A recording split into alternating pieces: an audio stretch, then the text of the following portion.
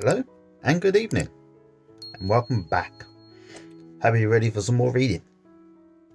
Now tonight you may notice that I have not introduced my therapy friends, but that's because I've given them the night off. I figured they could use the night off without stress. Well, I thought so anyway. I'm sure they appreciate it if they don't say anything. So, shall we begin? If you remember, we're about to start Chapter 8. Excuse me. This chapter is about the impact on those who live with or are close to someone with OCD, and how these people may best try to help the sufferer through their difficulties. If you have OCD, there are sections on pages 27 to 31 and 257 to 260. We're on page 240 at the moment, so you would have gone through the first one in one of the earlier chapters. These will help you show your friends and family how to explain the problem and how they can support you. Recent years have seen a much greater understanding of how the problem affects not only sufferers, but also those around them, including parents, partners, children, and friends. The plural of children is children, or rather the singular of children is child. It's not childs or children's. It's child, children. And that concludes my English class. Good night.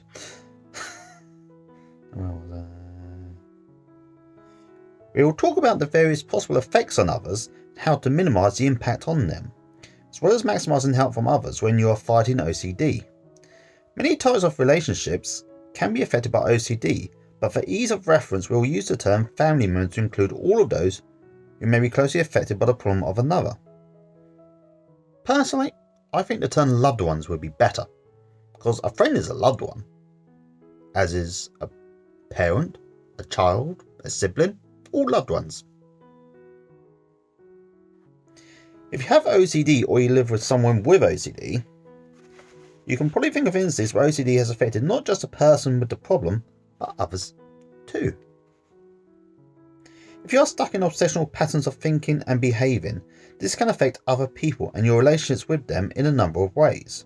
It may be that you are frequently late for work or social engagements, as it is taking so long to do rituals, which may be causing difficulties and stress with others. You may have started avoiding certain places or even people because to go near them would mean that you would have to be extra vigilant, or you would have to spend a long time doing checking or cleaning at the time or afterwards. It may make things awkward or cause arguments if you are asking people to do things a certain way, or if you are preoccupied by your fears when you are with them.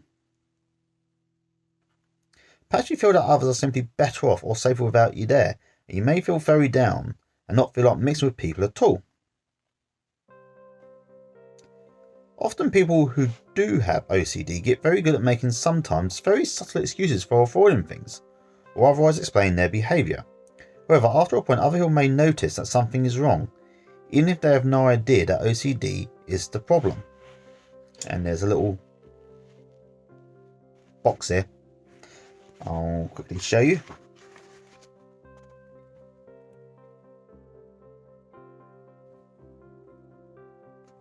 Oh, that's clear. I couldn't quite see. I'm going to assume it is.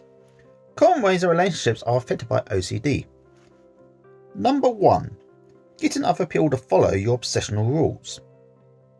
Now this will definitely be a killer for a relationship, because if you don't understand, then it's like a weird habit that they have. And you're being asked to go along with something completely silly. It's like the checking and locking the door thing. You know you locked the door, but the little voice inside your head is telling you didn't. So you've got to go back and check it. But the person you're with, who you're suddenly demanding to go back and check, is thinking, we locked it. And they've, in their minds, will think, we locked it, so why do we need to go back? But you have to go back. This is how OCD will affect a relationship, because if you don't understand it, then it's going to seem totally weird. And For those of us who do have OCD, there are going to be habits that other people have that are OCD that are going to seem completely strange and alien to us too. So, if you ever do meet someone that have a weird ritual, just go along with it and support them. Okay? And maybe, just maybe, introduce them to this vlog too. They might learn something. Or they could grow to dislike me. One of the two. Anyway, back to it. Number 2. Being irritable when others interrupt you during compulsions. Oh, I hate this. This is something I get sometimes. I interrupt a lot, I'll be honest with you. I don't mean to do it. I don't realise I'm doing it half the time. I just end up doing it. I mean, I'll go into a conversation and say, I won't interrupt this person, but then suddenly, bleh. You know, the words just come out like, bleh, as words do.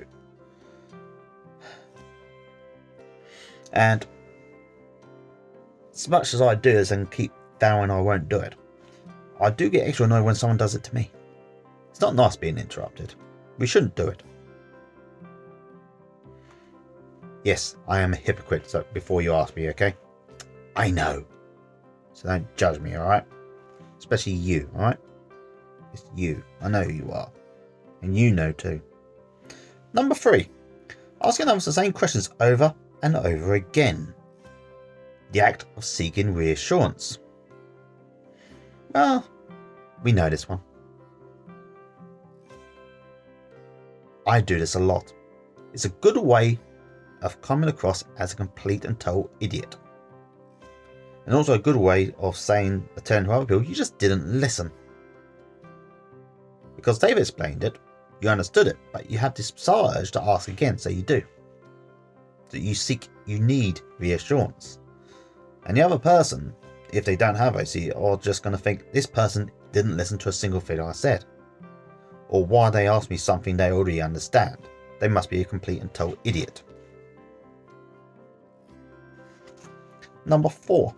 Being late and changing arrangements because you are doing compulsions. I don't have much to add for that one, unfortunately.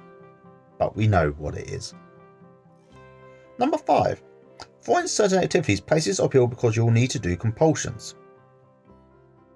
We all have those. And lastly, number 6. Others worrying about you being so anxious. Now this is one I get sometimes from family who don't get it. They say things like, why are you so worried, Jim? That is wrong. Why do you want to check the front door? You locked it. But there's that voice inside you that says you didn't. Or you need to check the thing, or you need to do this ritual. I've already explained this in a previous one, so I'm not going to go into it again. Anyway, that was the 6 points. Back to the main subject of the book. In some cases, the fact that something is wrong can seem more apparent to others than to the person themselves, as they are so consumed with their thoughts and rituals. This is because, particularly in the early stages of the problem, OCD can masquerade as a friend, offering the illusion of control and protection against danger. By its nature, OCD deflects attention from the bigger picture towards the moment-to-moment task of trying to feel safe. It can take a long while before people realise how much their life is revolving around the problem and just how much it has taken.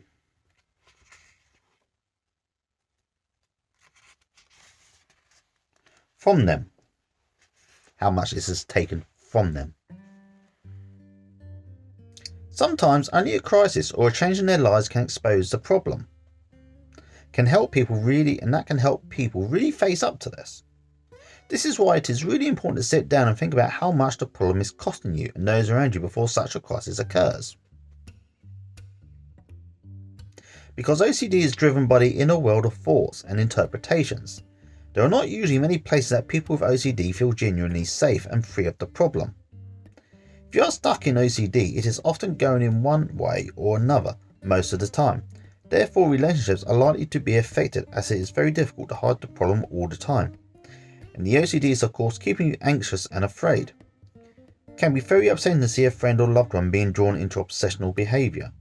This is particularly difficult when they cannot see themselves how destructive it really is.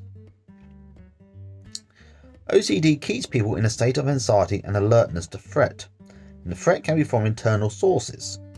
such as your own thoughts and feelings, as well as external sources, for example, contamination. Now, if you remember, we went over contamination in previous chapters. If this is the first one you're watching, I do suggest you go back to number 1. But that's just a suggestion. I'm not telling you what to do, by the way. So please don't go because you think I'm trying to terrorise you or anything. Okay? Thank you. Now, where was I? Yes, found it. It can be very difficult to make sense of for anyone who is not inside it. And this is difficult even if you are inside it. People with OCD are often told, asked, or even begged by those that know them to just stop their rituals and behaviours. Of course, if it were that straightforward, a person with OCD would have done this already. Now, we've all had this, haven't we? We've all had the person who said, have you just tried stopping? Or don't be that way. Just be normal. I get that. Sometimes.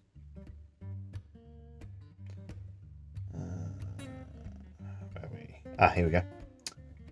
They may feel very frustrated in their efforts to stop ritualising and control the OCD. As the person with the problem, it can be hard to explain to others that even though you know it is unlikely, and even a bit irrational to think that something awful will happen, the fear of it happening is very powerful, particularly in the moment that it is triggered. Often people will not disclose the contents of their intrusive thoughts, even to loved ones, for fear that their reactions will confirm that they are somehow mad, bad or dangerous. Such is a strong motivating factor for keeping the OCD a secret. But it also keeps the problem going as people are left alone with their OCD fears and doubts with nothing to compare or reality check them against. If you've not told anyone in detail about your problem then, looking at this from the outside, the only information available to family members may be that you have become very anxious, secretive, avoidant, irritable or distant. Even when they do disclose the problem to others, people are often torn between their anxiety and the knowledge that it is affecting their relationships. Feelings of guilt about the impact on others and worry that they are driving others away by their behaviour can further compound the problem. People often feel terrible when they know their behaviour is having a damaging effect, but feel helpless to do anything about it. We will now have a look at some very specific ways that OCD behaviour gets in the way of relationships and how forces might be joined against the problem. Excuse me, I have an itch on my elbow. I'm doing this longer than normal for dramatic effect. Okay, I'm done now. Reassurance. One of the most common ways that OCD impinges on relationships is the need for frequent reassurance. As we discussed earlier, this is a very common means that people use to manage their anxiety. Asking someone to reassure you that the door is locked, that you didn't make a mistake or that you are not a bad person is a logical thing to do if you doubt yourself.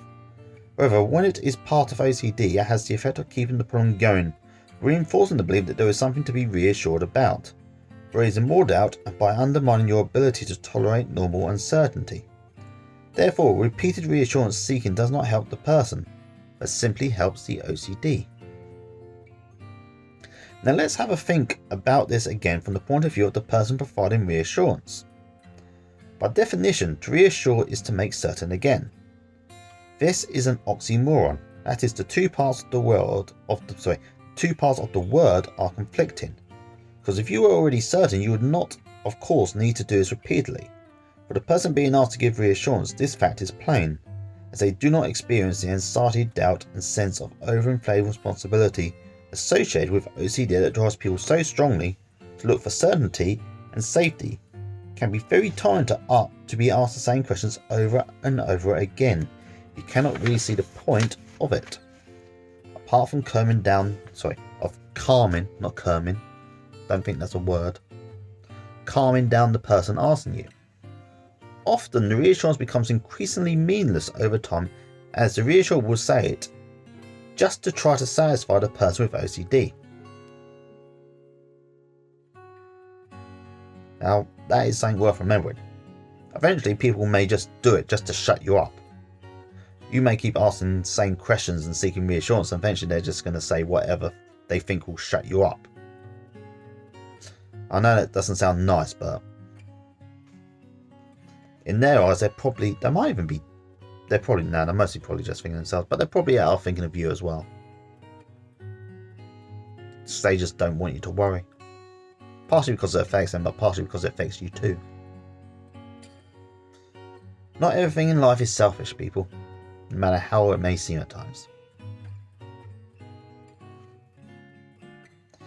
It is not uncommon for the person with OCD to be on high alert for this devaluing, as of course to them it is equally important each time, and less than perfect reassurance, as all reassurance is when you really think about it, will make them feel more anxious. They may feel less safe as they search for flaws in the reassurance.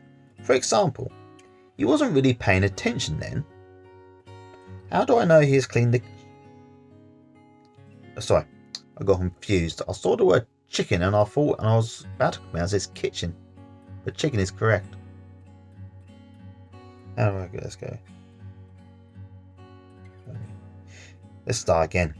He wasn't really paying attention then. How do I know he has really cleaned the chicken and not touched anything else in the kitchen? Now this is something I relate to. Something about touching an uncooked chicken. That just feels wrong. You just get this, of course, salmonella and all that, but mainly when you just touch, just the feel of it just makes you want to wash your hands straight away. Such thoughts can lead to questions that ask again, to monitor the behaviour of the other person, and to do the job again, but properly this time. This can lead to tension, frustration, and conflict with both parties feeling like they are not understood. Getting others to follow your obsessional rules or accommodation. The term was first used a few years ago to describe the degree to which family life is altered to adapt or to accommodate OCD. It makes sense that, if you are strongly driven to follow a set of obsessional rules, you may require others to follow these rules in order to stay safe, or to fulfill your sense of responsibility to keep others safe. After all, the OCD will not be satisfied until you have done everything in your power to protect others. This could be things like getting family members to check locks and appliances, or asking them to wash their hands repeatedly, or change their clothes as soon as they enter the house. Sometimes it becomes difficult for the person with OCD to delegate any tasks, as they just cannot be sure that others will carry them out with the same standards that they would have applied. They may become very anxious about sharing the tasks of family life, and restrict what others can do, or get into conflict about the standards of the people they live with. If the OCD is focused on the person worrying that they themselves are a danger, then the opposite may be true, and they may want to delegate all tasks where they could harm. Given the nature of the problem, this can start to affect almost anything. For example, food buying and preparation, such as the fear of accidental contamination, and childcare, the fear of abusing a child. The avoidance that is so commonly found in OCD can affect the whole family in terms of the activities they are allowed to do, or the quality with which these things are enjoyed, and is therefore part of accommodating the problem. It's me, but itches. It's better. Right. Case example. Brian had been married to Mary for 7 years. She had always been a scrupulous and careful person who kept things clean and in order, but was able to enjoy life. Sorry, let me get the camera straight. Brian noticed that over time her need for order and cleanliness began to become stronger and more rigid. They had always had a rule of taking shoes off when they came into the house. Soon Mary required him to do this straight away and would become very agitated if he delayed at all. Before long she insisted he change his clothes into ones she had washed for him as soon as he came in from work. I used to have a partner done this. My first girlfriend, who I have mentioned in a previous video, had this rule: outdoor clothes, indoor clothes. If you wore something outside, it was only worn outside, and then when you came in, you had to take them off immediately and change back into your clean indoor clothes. Like that. Just like that. Can you hear that? I'm kind of clicking my fingers. Never used to be able to do this as a kid. It's a weird looking thing, but I'm kind of proud that I can do it now as an adult. Anyway, as I was saying, This partner of mine, my first proper girlfriend, had a rule. It was, indoor clothes, outdoor clothes. You had certain clothes that you wore indoors, clean ones. And when you went outside, you changed into your outdoor clothes. And when you came in, you changed back into your indoor clothes straight away. Just like married ones. They're also the same with shoes. They also made me get slippers. Before that, I never wore slippers. Now I wear them religiously. So I may have caught part of that OCD. I admittedly do have outdoor clothes, but I don't get changed immediately. I mean, they're more smarter looking clothes than the... Because if I'm honest, when I'm indoors, I mostly just wear tracksuits. You know, exercise clothes.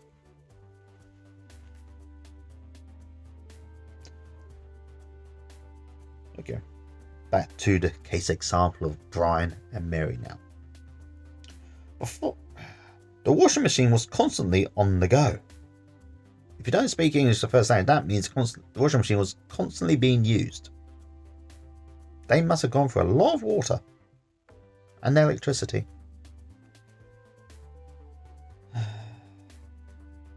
It became hard to have people around or to go out socially, as Mary was very preoccupied with the idea that things outside the home could be dirty. This was very hard for Brian, and while he tried to be understanding, he also felt resentful that everything in their life was affected by the problem. Things got particularly bad after they had their first child, Jeff. Mary became very preoccupied with cleaning and sterilising the baby's things. She insisted on performing all of the daily tasks for Jeff and would watch Brian carefully whenever he was looking after him. This led to many arguments and conflict between them, as Brian felt Mary did not trust him to look after Jeff. Let me get this right.